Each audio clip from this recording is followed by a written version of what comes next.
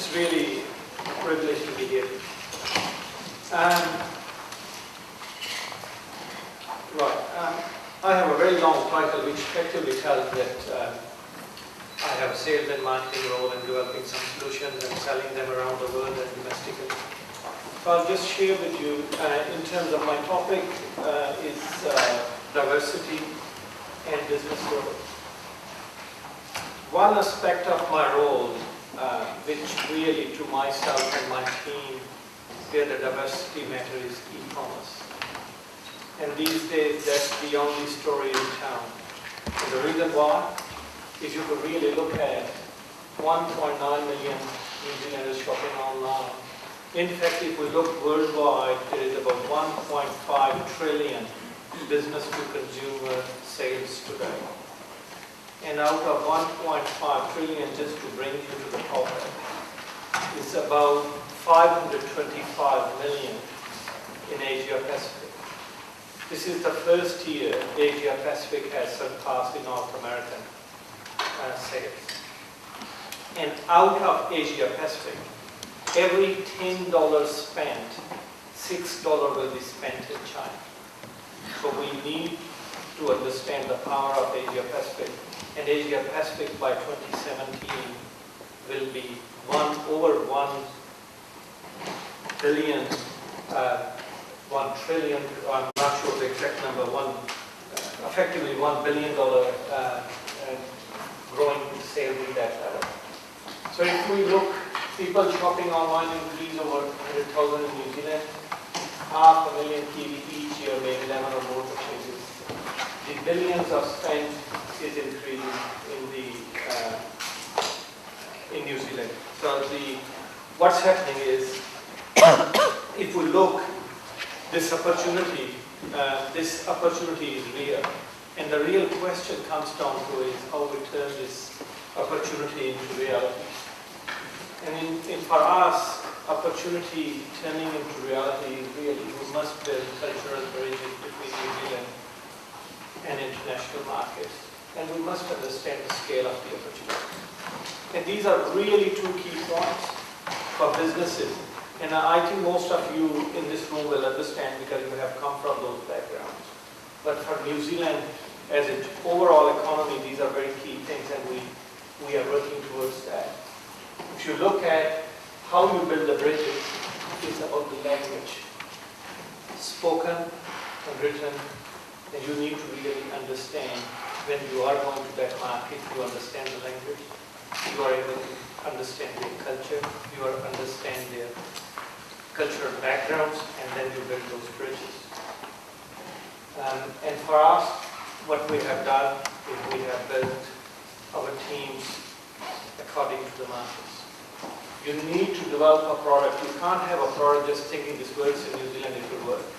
You need to shape to the needs of the consumer in that specific market. Marketing, you need to target those audiences in their language. And for us, just sharing the example of Tmall, we built a relationship with Alibaba, the global giant, bigger than eBay and Amazon. We built a relationship. In May, they came over. Last week, we have went live, and I'll share with you a bit of story. This is the New Zealand Post Mall. We built a mall so that we can help New Zealand businesses grow in China. We become their partner. We connect domestic and international supply chains for them. So we have built that mall. It's in Chinese. It represents New Zealand green and image. So all those things are basically tailored to the consumers in that market. Interesting thing was, when we launched this mall, within literally first minute, we had Vector, Lord of the Rings, 6 rings signed by Sir Richard Taylor were sold out. Within 24 hours, Vector's 6 products out of 30 categories were sold out. And it was the same story. But what's the catch? The catch is there are about 300 million Chinese consumers out there shopping. As soon as they come to your website and they see sold out signs, it doesn't work.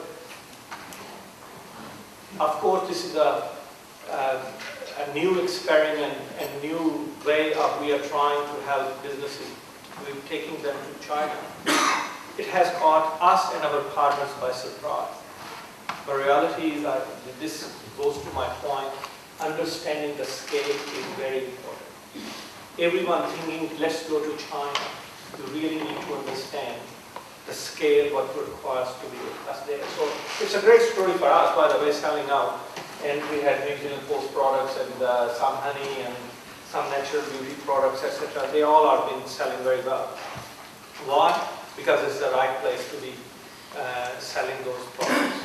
And it's a great story from our point of view. We are seeing, we have a huge opportunity pipeline, businesses are coming. But the key success for us has been is building culturally diverse teams. So we have a Mandarin speaking team looking after this whole area. There was a time when New Zealand only has a trade line, 87%, 100 years ago, coming from UK. Now that has shifted. UK is fourth or fifth. And the Asia, especially China, is becoming the top lane.